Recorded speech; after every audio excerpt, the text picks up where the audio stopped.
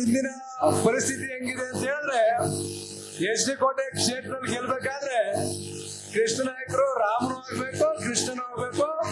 ಎರಡೂ ಪಾಠನ ಬಹಳ ಚೆನ್ನಾಗಿ ಕೃಷ್ಣ ನಾಯಕರು ಮಾಡ್ತಾ ಇದಾರೆ ಅಂತಕ್ಕಂಥದ್ದು ನಮ್ಮೆಲ್ಲರ ಭಾವನೆ. ಇವತ್ತು ನೋಡ್ತಾ ಇರ್ತಕ್ಕಂಥ ಸಂದರ್ಭದಲ್ಲಿ ಎಲ್ಲಾ ಕಡೆ ನಮ್ಮ ಜಿಲ್ಲೆಯಲ್ಲಿ ಈಗಾಗಲೇ ನಮ್ಮ ವೇದಿಕೆ ಮೇಲೆ ಆಸೀನರಾಗಿರ್ತಕ್ಕಂಥ ಈಗ ತಾನೇ ಮಾತನಾಡಿ ಹೋದಂತ ನಮ್ಮ ಮಾಜಿ ಮಂತ್ರಿಗಳಾದಂತ ಸಾರಾ ಮಹೇಶಣ್ಣವರ ನೇತೃತ್ವದಲ್ಲಿ ನಮ್ಮ ಈಗ ತಾನೇ ನೂತನ ಜಿಲ್ಲಾಧ್ಯಕ್ಷರಾಗಿ ಆಯ್ಕೆಯಾಗಿರ್ತಕ್ಕಂಥ ಅಶ್ವಿನ್ ಕುಮಾರ್ ಅವರ ನೇತೃತ್ವದಲ್ಲಿ, ಜೊತೆಗೆ ನಮ್ಮ MLCಗಳಾದಂತ ಮಂಜೇಗೌಡರು, ನಮ್ಮ ಮಾಜಿ ಶಾಸಕರಾದಂತ ಮಹದೇವಣ್ಣ ಅವರು, ನಮ್ಮ ಚಿನ್ನಿ ರವಿ ಅವರು, ನಗರಾಧ್ಯಕ್ಷ SB ಮಂಜು ಅವರು, ಪ್ರಸನ್ನ ಅವರು, ಈಗ ತಾನೇ ಬಂದಿರ್ತಕ್ಕಂಥ ನಮ್ಮ ಅಭಿಷೇಕ್ ರವರು, ಜೊತೆಗೆ ವೇದಿಕೆ ಮೇಲೆ ಆಸೀನರಾಗಿರ್ತಕ್ಕಂಥ ಎಲ್ಲ ನಮ್ಮ ಎಚ್ ಡಿ ಕೋಟೆ ತಾಲೂಕು ಅಧ್ಯಕ್ಷರು, ಎಲ್ಲ ಪದಾಧಿಕಾರಿಗಳ ನೇತೃತ್ವದಲ್ಲಿ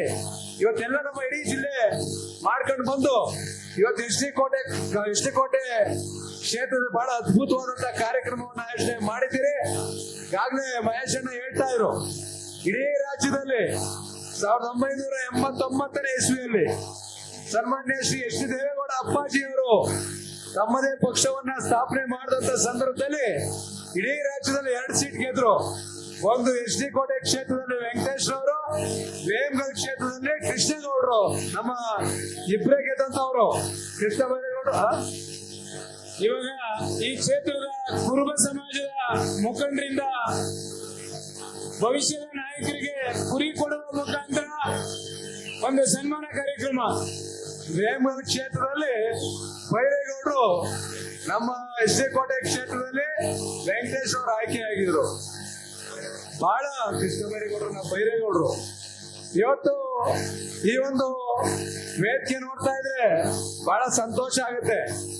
ಯಾಕೆ ಅಂತ ಹೇಳಿದ್ರೆ ನಮ್ಮ ಕೃಷ್ಣ ನಾಯಕರು ನಮ್ಮ ಎಚ್ ಡಿ ಕೋಟೆ ತಾಲೂಕಿನಲ್ಲಿ ಇರ್ತಕ್ಕಂಥ ಎಲ್ಲ ಸಮಾಜದ ಎಲ್ಲ ವರ್ಗದ ಮುಖಂಡರುಗಳು, ಸಾಮಾನ್ಯರು ಬಂದು ಈ ವೇದಿಕೆ ಮೇಲೆ ನಮ್ಮೆಲ್ಲರ ನೆಚ್ಚಿನ ನಾಯಕರಾದಂತ ನಿಖಿಲ್ ಕುಮಾರಸ್ವಾಮಿ ಅವರಿಗೆ ಸನ್ಮಾನವನ್ನ ಮಾಡ್ತಾ ಇರ್ತಕ್ಕಂಥದ್ದನ್ನ ನೋಡ್ತಾ ಇದ್ರೆ 2028ಕ್ಕೆ ಎಲ್ಲ ಸಮಾಜದವರು ಕೈ ಹಿಡಿದು ಕೃಷ್ಣ ನಾಯಕರನ್ನ ಎಚ್ ಡಿ ಕೋಟೆ ಕ್ಷೇತ್ರದ ಶಾಸಕರನ್ನಾಗಿ ಆಯ್ಕೆ ಮಾಡ್ತಾ ಇದ್ದಾರೆ ಅಂತಕ್ಕಂಥ ಸಂಪೂರ್ಣ ಭರವಸೆಯನ್ನ ಇವತ್ತು ಈ ಕಾರ್ಯಕ್ರಮದ ಮುಖಾಂತರ ಇವೆಲ್ಲರೂ ಸಹ ಕೊಟ್ಟಿದ್ದೀರಿ. ವೇದಿಕೆ ಮೇಲೆ ಈಗಾಗಲೇ ಎಲ್ಲ ಸಮಾಜದ ಎಲ್ಲ ವರ್ಗದ ಮುಖಂಡರುಗಳು, ನಾಯಕರುಗಳು ಬಂದು ಇವತ್ತು ನಿಖಿಲ್ ಕುಮಾರಸ್ವಾಮಿ ಅವರಿಗೆ ಸನ್ಮಾನವನ್ನ ಮಾಡ್ತಾ ಇದ್ದಾರೆ. ಎಲ್ಲ ವರ್ಗದ ಎಲ್ಲ ಸಮಾಜದ ಮುಖಂಡರಿಗೆ ತುಂಬದ ಅಭಿನಂದನೆಯನ್ನ ಸಲ್ಲಿಸ್ತಾ, ಸಾಕಷ್ಟು ಸಮಯ ಇಲ್ಲ, ಇವತ್ತು ಗೊತ್ತಿದೆ ನಿಮ್ಗೆಲ್ಲ, ಇವತ್ತು ಬಹಳಷ್ಟು ಜನ ಪಾಪ ಬಿಸಿಲಲ್ಲಿ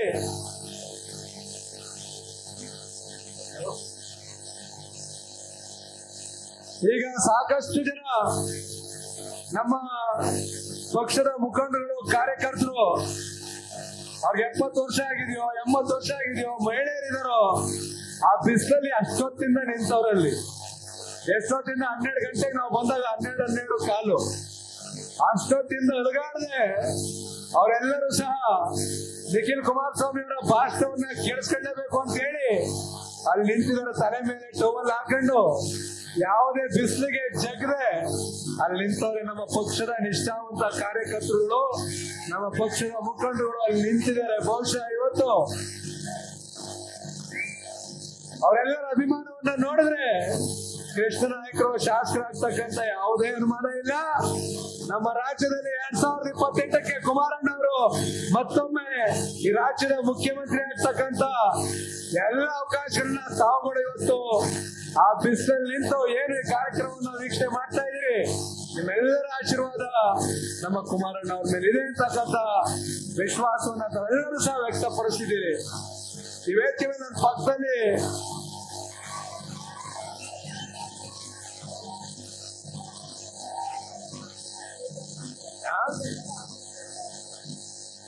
ಆನೆ ಈಗ ಕುದ್ಗಡೆ ಯಾರು ನೋಡ್ಬೇಡಿ, ನಿಮ್ಗೆ ಆನೆಗಳು ಹುಲಿ ಚಿರತೆ ಎಲ್ಲ ಬರ್ತಾ ಇರ್ತವೆ ಹೊಸದ ನಿಮ್ಗೆಲ್ಲ ಬರ್ತಾ ಇರ್ತಾವ ತಾನೆ. ಆನೆನೂ ಬರ್ತವೆ, ಹುಲಿನೂ ಬರ್ತವೆ, ಚಿರತೆನೂ ಬರ್ತವೆ, ಎಷ್ಟು ಬಂದು ನುಗ್ಗವೆ, ಜಿಂಕೆನೂ ಬರ್ತವೆ. ನಿಮ್ಗೇನು ಹೊಸದ ಅದ್ಯಾಕಂತ ತಿಳ್ಕೊಂಡಿರಿ ಎಲ್ಲ? ನಿಮ್ಗೆ ಯಾರಿಗೂ ಹೊಸದಲ್ಲ, ನಮ್ಗೆ ಯಾರಿಗೂ ಹೊಸದಲ್ಲ. ಆನೆ, ಹುಲಿ, ಚಿರತೆ ಯಾರಿಗೂ. ಬಹುಶಃ ಇವತ್ತು ಬಹಳ ಅದೊಂದು ಶುಭ ಸಂಕೇತ. ನಾವು ದಸರಾ ಪ್ರಾರಂಭ ಮಾಡ್ತಕ್ಕಂಥದ್ದು ಗಜಪಯಣ ಪ್ರಾರಂಭ ಮಾಡಿ, ಮಹಾರಾಜರ ಕಾಲದಿಂದಲೂ ಗಜಪಯಣ ಮಾಡಿ ಪ್ರಾರಂಭ ಮಾಡ್ತೀವಿ. ಈ ಕಾರ್ಯಕ್ರಮ ಎಸ್.ಡಿ. ಕೋಟೆಯಲ್ಲಿ ಮಾಡ್ತಾ ಇರ್ತಕ್ಕಂಥ ಸಂದರ್ಭದಲ್ಲಿ ಆನೆ ಹೋಗೋದ್ರಿಂದ ಇವತ್ತು ಎಸ್.ಡಿ. ಕೋಟೆ ಮುಖಾಂತರ ಇವತ್ತೊಂದು ಒಳ್ಳೆ ಸಂದೇಶವನ್ನ ಕೊಟ್ಟಿದ್ದೀರಿ. ಇವತ್ತೆಲ್ಲರೂ ಸಹ ನನಗೆ ಸಿದ್ದೇಗೌಡರು ಕೊಡ್ತಾ ಇಲ್ಲ, ಸಿದ್ದೇಗೌಡರು ಹೇಳ್ತಾವ್ರೆ, ಕುಮಾರಣ್ಣವರು ರಾಜ್ಯದ ಮುಖ್ಯಮಂತ್ರಿಗಳಾಗಿದ್ದಂತ ಸಂದರ್ಭದಲ್ಲಿ ನಮ್ಮ 26,000 ಕೋಟಿ ಸಾಲ ಮನ್ನಾ ಮಾಡಿದ್ರು. ನಮ್ಮ ಎಸ್.ಡಿ. ಕೋಟೆ ತಾಲೂಕಿಗೆ 45 ಕೋಟಿ ಸಾಲ ಮನ್ನಾ ಆಗಿರ್ತಕ್ಕಂಥದ್ದು. ಎಸ್.ಡಿ. ಕೋಟೆ ತಾಲೂಕಿಗೆ ನಿಮ್ಮೆಲ್ಲರ ಆಶೀರ್ವಾದ. ಕುಮಾರ್ ನಮ್ಮ ತಂಬಾಕು ಬೆಳೆಗಾರರು ಬಹಳ ಸಂಕಷ್ಟದಲ್ಲಿ ಸಿಲುಕಿರ್ತಕ್ಕಂಥವ್ರು ನಮ್ಮ ತಂಬಾಕು ಬೆಳೆಗಾರರು.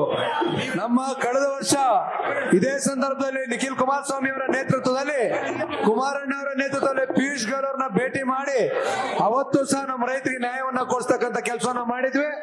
ಇವತ್ತು ಸಹ ಮಹೇಶ್ ಅಣ್ಣ ಅವರು, ನಾನು, ಮಾದೇವಣ್ಣ ಅವರು, ಕೃಷ್ಣ ನಾಯಕರು ಎಲ್ಲರೂ ಸೇರಿ ಪಿಯೂಷ್ ಗೋಯಲ್ ಅವ್ರನ್ನ ಭೇಟಿ ಮಾಡಿದೀವಿ. ಆದ್ರೂ ಸಹ ಇವತ್ತು ಏನು ಹೊಗೆ ಸೊಪ್ಪಿನ ಬೆಲೆ ಇವತ್ತು ಬಹಳ ಕುಸಿದಿದೆ. ನಾನು ಸಹ ನನ್ನ ಅಧಿವೇಶನದಲ್ಲಿ ಚರ್ಚೆ ಮಾಡಿದೆ.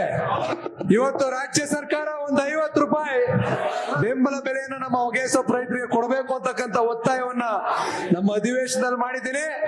ಜೊತೆಗೆ ಆಂಧ್ರದಲ್ಲಿ ಇವತ್ತು ಹೊಗೆ ಸೊಪ್ಪಿಗೆ ಪ್ರಧಾನಮಂತ್ರಿ ಫಸಲ್ ಬಿಮಾ ಯೋಜನೆ ಇನ್ಶೂರೆನ್ಸ್ಗೆ ಸೇರಿಸಿದ್ದಾರೆ. ದಯಮಾಡಿ ನಮ್ಮ ರಾಜ್ಯದ ರೈತರು ಏನ್ ಪಾಪ ಮಾಡಿದ್ದಾರೆ ಅವ್ರನ್ನೂ ಸಹ ನಮ್ಮ ಹೊಗೆ ಸೊಪ್ಪಿನ ರೈತರಿಗೆ, ಹೊಗೆ ಸೊಪ್ಪಿಗೆ ಫಸಲ್ ಬಿಮಾ ಇನ್ಶೂರೆನ್ಸ್ ಯೋಜನೆಗೆ ಸೇರಿಸಬೇಕು ಅಂತಕ್ಕಂಥ ಒತ್ತಾಯವನ್ನು ಸಹ ಮಾಡಿದ್ದೀವಿ. ಮುಂದಿನ ದಿನಗಳಲ್ಲಿ ನಿಮ್ಮೆಲ್ಲರ ಪರವಾಗಿ ನಿರಂತರವಾಗಿ ಹೋರಾಟವನ್ನ ಮಾಡ್ತೀವಿ ಅಂತಕ್ಕಂಥ ಮಾತನ್ನ ಹೇಳ್ತಾ ನಾನು ಹೇಳ್ತಕ್ಕಂಥದ್ದು ಇಷ್ಟೇ.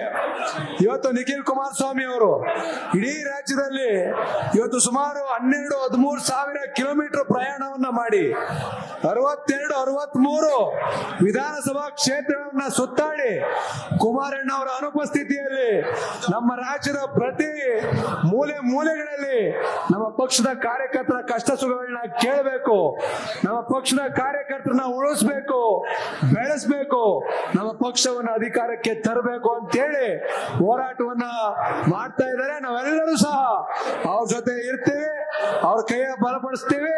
ಈ ರಾಜ್ಯದಲ್ಲಿ ಮುಂದಿನ ಬಾರಿಗೆ ಕುಮಾರಣ್ಣ ಅವರು ಮುಖ್ಯಮಂತ್ರಿ ಆಗೇ ಆಗ್ತಾರೆ. ಮೈತ್ರಿ ಪಕ್ಷ ಅಧಿಕಾರಕ್ಕೆ ಬಂದೇ ಬರುತ್ತೆ.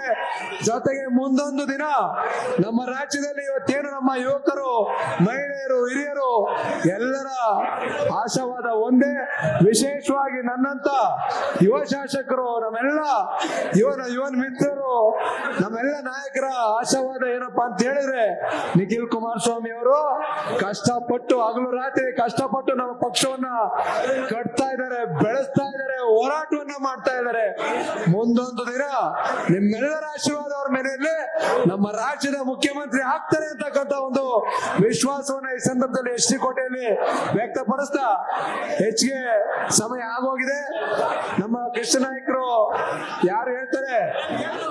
ಕೃಷ್ಣ ಯಾರು ಮಾತಾಡ್ತಾರೆ ನೆಕ್ಸ್ಟ್? ಅಶ್ವಿನ್ ಅಲ್ವಾ? ಈಗ ನಿಮ್ಮನ್ನೆಲ್ಲ ಕುರಿತು ನೀವೆಲ್ಲ ಬಹಳ ಕಾತರದಿಂದ ಕಾಯ್ತಾ ಇದ್ದೀರಿ. ನಮ್ಮ ಯುವ ನಾಯಕರು, ನಮ್ಮ ರಾಜ್ಯದ JDS ಯುವ ಘಟಕದ ರಾಜ್ಯಾಧ್ಯಕ್ಷರು ಒಂದೊಂದು ದಿನ ನಮ್ಮ ಭವಿಷ್ಯದ ಆಶಾ ಕಿರಣವಾದಂತ ನಿಖಿಲ್ ಕುಮಾರಸ್ವಾಮಿ ಅವರು ನಿಮ್ಮೆಲ್ಲ ಕುರಿತು ಮಾತನಾಡ್ತಾರೆ ಅಂತ ಹೇಳಲಿಕ್ಕೆ ನಾನು ಬಯಸ್ತೇನೆ. ನಾನೇ ಹೇಳಿದ್ದೀನಿ, ನಿಖಿಲ್ ಕುಮಾರಸ್ವಾಮಿ ಅವರು ಮಾತನಾಡಿದ ನಂತರ ನಮ್ಮ ಜಿಲ್ಲಾಧ್ಯಕ್ಷರಾದಂತ ಅಶ್ವಿನ್ ಕುಮಾರ್ ಅವರು ಸಹ ನಿಮ್ಮೆಲ್ಲ ಕುರಿತು ಮಾತನಾಡ್ತಾರೆ.